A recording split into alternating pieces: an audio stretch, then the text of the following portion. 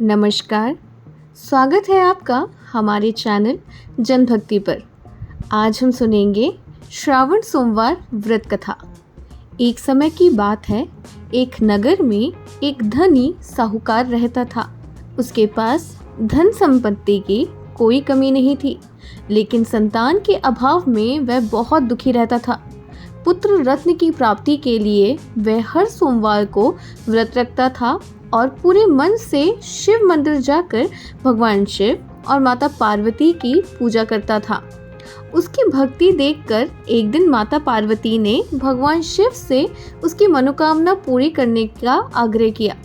शिवजी ने कहा, हे पार्वती, इस संसार में प्रत्येक प्राणी को उसके कर्मों का फल भोगना पड़ता है और जो भाग्य में लिखा हो वही होता है।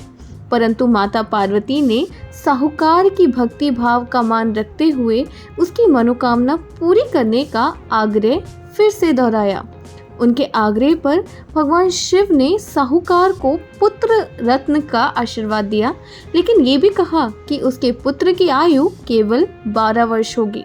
साहूकार को स्वप्न आया कि उसके पुत्र की मृत्यु 12 वर्ष के बाद हो जाएगी, लेकिन वह ना तो खुश हुआ और ना ही दुखी। वह पहले की तरह भगवान शिव की पूजा करता रहा। कुछ समय बाद साहूकार के घर एक पुत्र का जन्म हुआ। जब वह बालक 11 वर्ष का हुआ तो उसे शिक्षा के लिए काशी भेजने का निर्णय लिया गया। साहूकार ने अपने पुत्र के मामा को बुलाकर उसे बहुत सारा धन दिया और कहा कि बालक को काशी ले जाए और मार्ग में यज्ञ करवाता जाए, जहां ब्राह्मणों को भोजन और दक्षिणा दी जाए। यात्रा के दौरान वह एक नगर पहुंचे जहां राजा की पुत्री का विवाह हो रहा था। राजकुमार एक आंख से काना था और उसके पिता ने इस बात को छिपाने की योजना बनाई थी। उन्होंने साहूकार के पुत्र को दूल्हे के वस्त्र पहनाकर राजकुमार से विवाह करवा दिया। राजकुमार का पुत्र ईमानदार था और उसने राजकुमारी की चुन्नी पर लिख दिया कि वह काशी जा रहा है और राजकुमार एक आंख से काना है। राजकुमारी ने ये बात अपने माता पिता को बताई और बारात वापस चली गई। साहूकार का पुत्र और उसका मामा काशी पहुंचे और वहां यज्ञ किया। जिस दिन बालक की आयु 12 वर्ष की हुई, उसी दिन उसकी तबीयत खराब हो गई और उसकी मृत्यु हो गई। पुत्र का मामा विलाप करने लगा। उसी समय माता पार्वती और भगवान शिव वहां से गुजर रहे थे।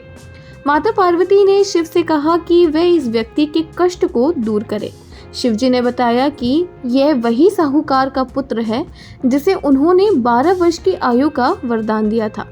माता पार्वती के आग्रह पर भगवान शिव ने बालक को जीवित कर दिया। बालक और उसका मामा शिक्षा पूरी करके अपने नगर लौटे। रास्ते में वे उस नगर में पहुंचे जहां उसका विवाह हुआ था। वहां भी उन्होंने यज्ञ किया और राजा ने उन्हें पहचान लिया। साहूकार और उनकी पत्नी अपने पुत्र की प्रतीक्षा कर रहे थे और उसके जीवित होने का समाचार पाकर अत्यंत खुश हुए।